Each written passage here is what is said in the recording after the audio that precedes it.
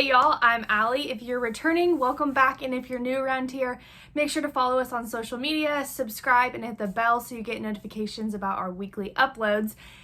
Today's video is a vlog. This is going to be my very first attempt at a vlog, so bear with me. I'm definitely not an expert at this point, but this will be part one of a two-part series of me traveling back home to Brentwood, California, my hometown, and giving you kind of an inside look at our our family ranch and farm. Specifically in part one, you'll get to meet our goats, you'll get to see our dogs get sprayed by a skunk, and you will also get to see the hottest commodity of Brentwood, California, which is sweet corn, and then I'll also take you along to our farmer's market. So I hope you enjoy part one of this vlog. Also, while I'm talking about important things, if you would like your very own Willow t-shirt or any of the other Ag Chicks apparel or hats, please be sure to check out the link in the description for that.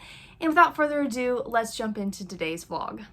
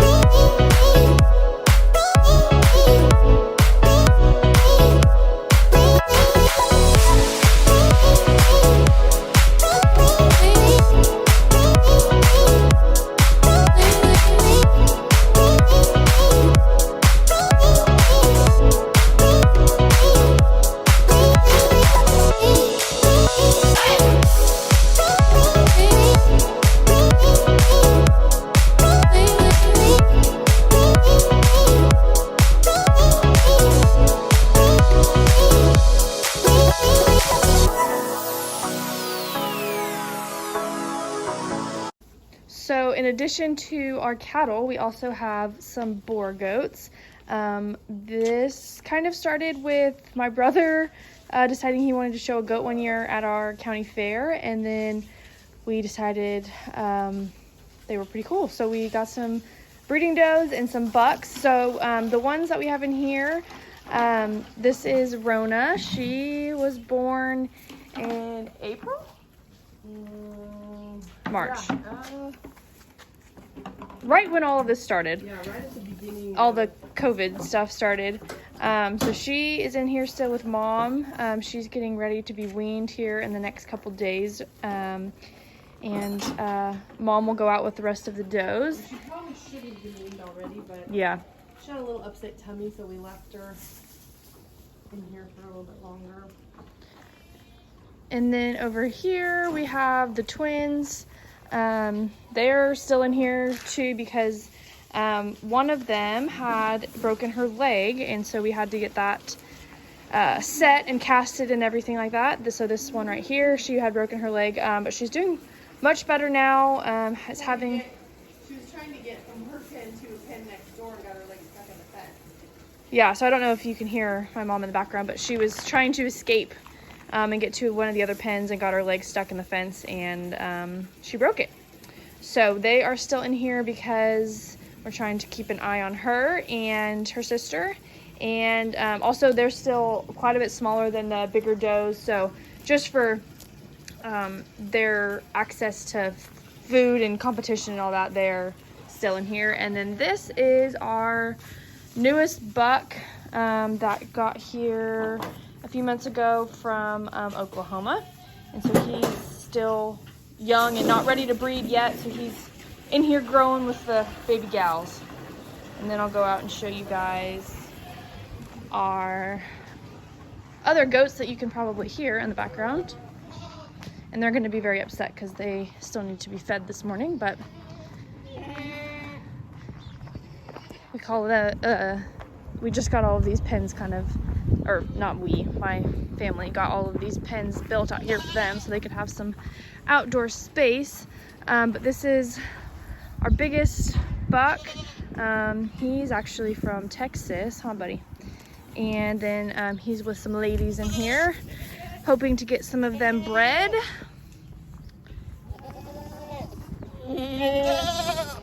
And then these are two does, so these are females that were with the bucks and were rotated out because hopefully they are bred, and due to the size of this girl, we're thinking she's definitely bred.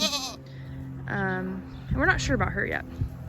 Haven't had any preg checks or anything like that quite yet. And then this is our other buck that we've had him for quite a while, and he's with a doe as well.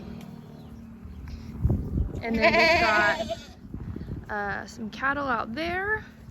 My mom and I's highlands are in here. I don't know if you can really see them right now. One of them's laying under the tree right there, and then there's one way back there, and then their two calves are laying under the willow tree as well.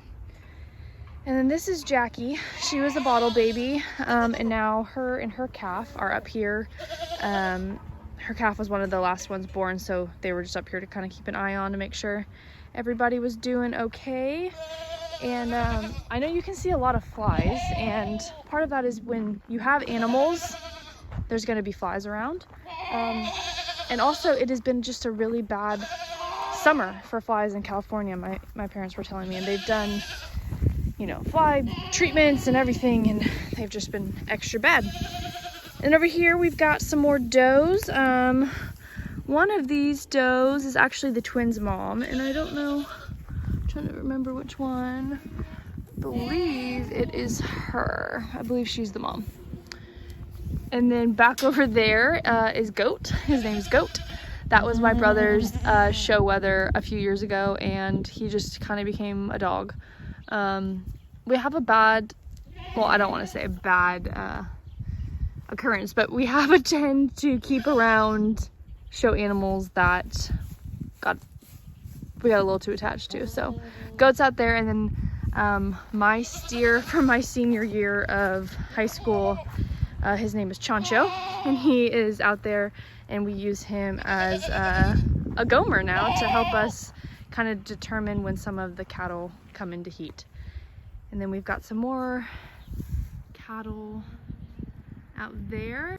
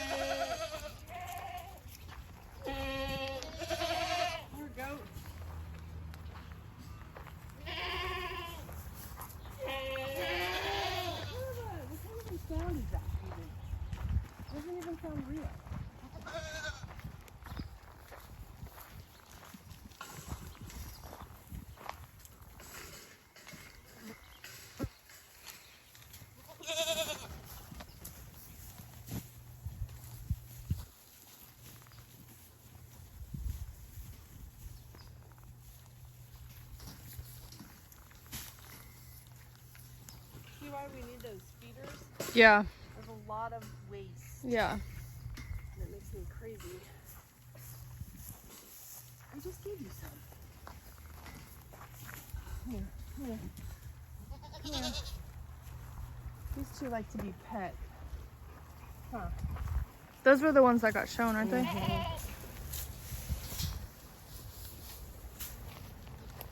If there's a lot in your pen, you really don't have to eat through the fence.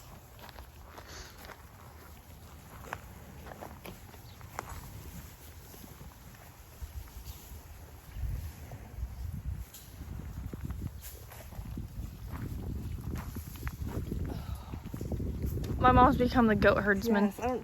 Yes, I don't even know how. By default. There is Hang on.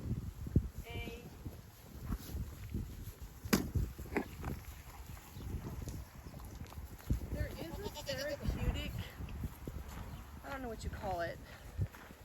Therapeutic maybe is not the right word. There is like a calming aspect of it, I guess. Yeah. Like knowing they're relying on you, and That's how I felt like about Willow. Like, yes, we've had a million bottle babies, but I think it was like the first time where it was all me. Like, you know what I mean? Like, Dad couldn't go feed if I needed him to, or something like that. And it was a definitely like a more rewarding experience. Right. And the thing, I guess I never really, I mean, I've always had animals growing up and everything, but with all species of animals, like they all have personalities that are interesting, that you don't, when you see them on a daily basis and you're in contact with them on a daily basis, like you really see that. And so it's funny, like certain pens, some goats get picked on, so I've learned like where I have to put their food so that they get an equal opportunity. There's like a hierarchy in each pen. Yeah. Of who eats what, where, when. So it's interesting, like and then I usually come out, like especially in the summer, it's just been so hot. I mean, goats don't really like water in terms of like being sprayed, but I come out and hose down their pens just to keep the dust down and keep the flies down and cool off their pens. I don't know, it's just funny. They kind of like to see you coming, and it's a weird balance between humans and animals, I guess, domesticated animals.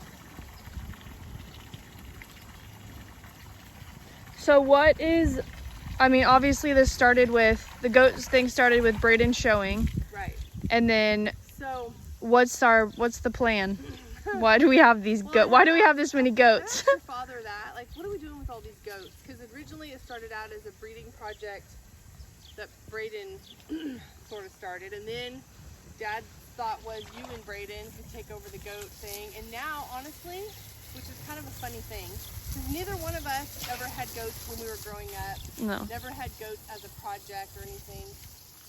But there's something really kind of interesting and unique about goats, and your dad was like, you know, I really kind of like having these goats around. Like Rona, for example, the baby. Like she's got a definite personality, and he's like, you know, maybe we should just kind of keep toying with the goats and trying to turn out some show animals and on a smaller scale, but you know, dabble with it, because I think honestly, as long as your dad is alive, he's got to be involved in livestock production at some level. And so he's kind of like at that point where he's ready to turn the cows kind of over to you now and let you kind of run with that. And this is like on a smaller scale and a little more manageable. The cows take a lot, and with having us both having full-time jobs and our business that you and I are trying to run, and you know, traveling to watch Braden play baseball and go to see you and all that, it's a lot with the cattle. So I think he's ready to maybe scale it down a little, and the goats seem to be a more manageable herd, and so he kind of still enjoys that whole show animal. So we're going to see what we have. We have some promising bucks that we've acquired, and I think he wants to see what we can do with those, and who knows, maybe for a year or two, you know, then maybe you and your brother will be ready to take over the herd. I don't know. We shall see, but like I said, I think he will always have some sort of livestock production going on because it's in his blood. And the goats do, like, I never was really into them until I really started feeding them and interacting with them every day, and they really are pretty funny. The shocker day for me was when we moved them out here to these pens, got them out of the barn, got them out in the fresh air, super excited to have them outside, and I came out and this new buck had blood all over the side of his head, and I thought, oh my god, what, he's cut himself. Well, he ripped his own horn off, and the blood was kind of like if you were to rip off like a toenail or something, and we treated him, and he's been totally fine. You would have never even known that but I thought, oh my god, here we go. And it's just like, there's always something with animals, like there's always something. Yeah. But they're very much like, I mean, and he knew, because he does not like your father. He will let me touch him, and he'll let me pet him. He does not like your dad to touch him, but he wouldn't let your dad treat him, but he let me treat him. So it's kind of an interesting. He's so big. Yeah, he's big. So funny.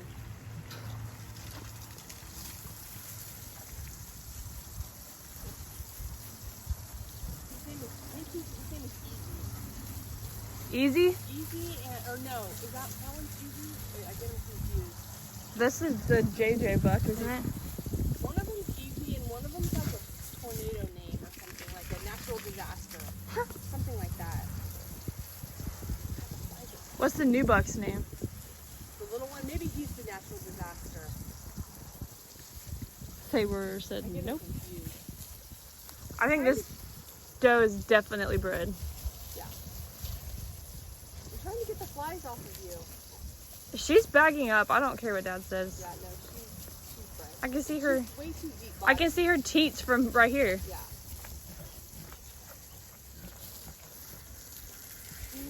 They need to come fix this fence. Yeah, so the goats like to rub up on the fence, and it looks like right here, I don't know if you can tell on the They were video, rubbing. but it's like kind of bowed in a little bit right here. So we gotta fix that. Really hard on everything. Well, especially goats, because they rub on everything. rub and eat everything. And cows too. Cows are constantly rubbing on fence posts and fencing. Yeah. And this would not be a Ty Clintworth approved pen. Yes. So if you've seen Willow's pen, it was quite the Although adventure. I will tell Ty that the main posts are cemented in. Oh, the wood ones? The wood posts are cemented in. But we wanted to have something that we could move the panels if we needed to, so we didn't cement the panels in. But we were hoping they'd last more than 6 months. Alright guys, it's nice and clean now. It's nice under this tree. Huh? This tree is nice. Yeah. They had, actually I'm surprised, they had eaten the tree Holy down cow. to all the same level You should see, these two were standing on their hind legs up about 6 feet in the air eating. Trying to eat this willow tree. So, let's have a contest to see how many babies you think she's gonna have. So comment how many kids she's having.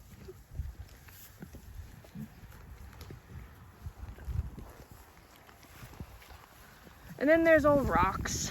Roxy Roo. Yeah. Are we talking about you? Did you get Twisted Horn out here? Yeah. What's her name? Jackie, isn't that what Gmo calls her? I call her Twisted Sister. So she, and we'll talk about this in a little while, but for Junk and Disorderly, which is my mom and I's junk and antique business, our logo is a Highland cow with twisted horns. But this cow clearly has twisted horns, so she's become our unofficial brand rep. Twisted Sister. Twisted Sister. She broke her horn when she was a baby on a fence or something, and then it grew back Twisted. Which I think is typically how that happens anyway.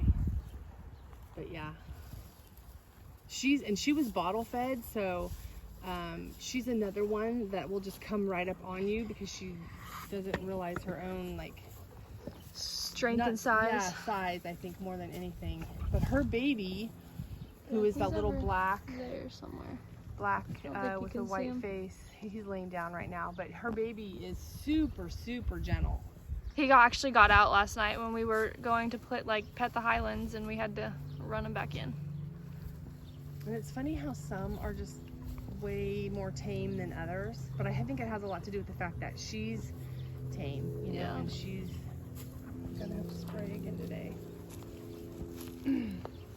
I did just want to quickly interrupt and kind of give you a little background story on the Highlands. So my mom and I have a business called Junk and Disorderly, and through that, our brand and logo is a Highland with twisted horns.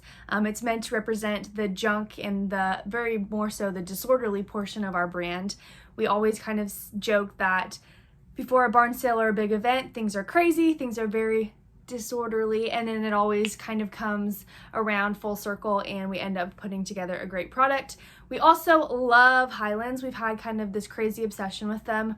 We've always had cattle, but definitely not Highlands. So my dad surprised us in February, 2 bred cows, and so they had each had a calf here in April and early May. So those are the Highlands that you see in this video. Their names are Diana, Della, Tex, and Callie. So that's who you're meeting. And then the bull at the very beginning is Tonto, which is one of our bulls that we have to breed them for the next season. So last night we were out here, inventorying our barn sale. People Upcoming probably barn sale. would never believe our meager beginnings and then where it ends up. As a matter of fact, when Jana was here yesterday, she says, I have a new appreciation for what your barn sale really looks like, because I didn't realize, without saying it, basically how bad it looks when we're not having a barn sale. Yeah. And then the transformation takes a lot of time. But in the midst of that transformation last night. Yeah. So we were out here working, and all of a sudden my brother was in the batting cage pitching or I don't know, working out or whatever. And this was probably at 11 o'clock last night, and all of a sudden he goes, oh my God, what's that smell? Well, these two decided that they were gonna go skunk hunting last night, and they got sprayed by a skunk. So we had to wash them down and put hydrogen peroxide and baking soda and Dawn dish soap and give them a bath, and they were freaking out, rubbing all over everything, trying to get the scent off, and they stunk. Absolutely horribly bad. Like nothing I've ever smelled. Yeah, it was putrid. And who knew that it can be deadly to dogs? Yeah, apparently it's deadly to dogs, so we had to kind of keep an eye on them for a while, but seemed to be doing okay today. Just a little stinky still. Huh, Cash? This is some Brentwood sweet corn right off the right out of the field that we're about to shuck and have for dinner.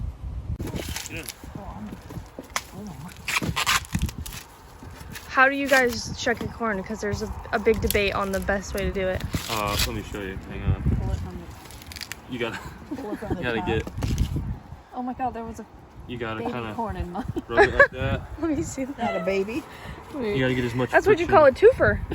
Oh my gosh, there's so much silk around it. Yeah. Okay, so It's did two you for guys one, know that there's a strand of silk for each kernel that's on really? a corn, and that the rows on a cob are always equal?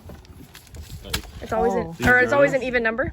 I feel like Where the- someone told where me you- this once, or I read it somewhere. Alright, it's the best Maybe way. you read it on best Ag way to peel Chicks. corn or shuck Is there corn. more? Maybe I did. You find the top and you split it. You pull it down, No, there's really bad lighting. and you just pull half and half, and you just pull all the way down, and you just break it off. And you just get the silk off. It's the quickest way. Brought to you by Braden Spears. Real men wear willow. Real man wear willow, and real man shuck corn. How the hell they do other people shuck corn? Well, I used to pull it layer yeah. by layer. Oh, you did? it take them 6 years to peel one. Until I became a grown man and figured it out.